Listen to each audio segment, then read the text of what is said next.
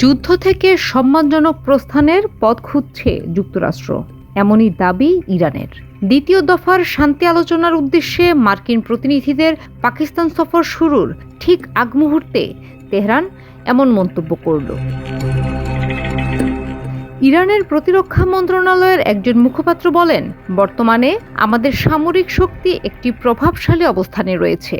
শত্রু এখন যুদ্ধের এই চোরাবাড়ি থেকে বাঁচতে এক সম্মানজনক প্রস্থানের পথ খুঁজছে, সেখানে তারা আটকা পড়েছে।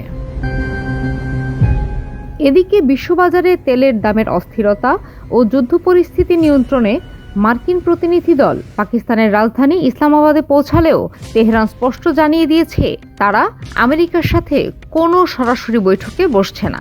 ইরানের রাষ্ট্রীয় সংবাদ মাধ্যমগুলো জানিয়েছে যুক্তরাষ্ট্রের সঙ্গে সরাসরি কোনো আলোচনার পরিকল্পনা দেশটির নেই। তেহরানের দাবি বা প্রস্তাবগুলো মধ্যস্থতাকারী হিসেবে পাকিস্তানের কাছে পৌঁছে দেওয়া হবে। 2 সপ্তাহ আগেও ইসলামাবাদে এই পক্ষগুলোর মধ্যে একটি বৈঠক হয়েছিল, যা কোনো ফলাফল ছাড়াই শেষ হয়। এবারের এই কূটনৈতিক দৌড়ঝাঁপ বিশ্ব অর্থনীতিতে কোনো স্বস্তি ফেরাতে পারে কিনা সেদিকেই এখন নজর বিশ্ববাসীর।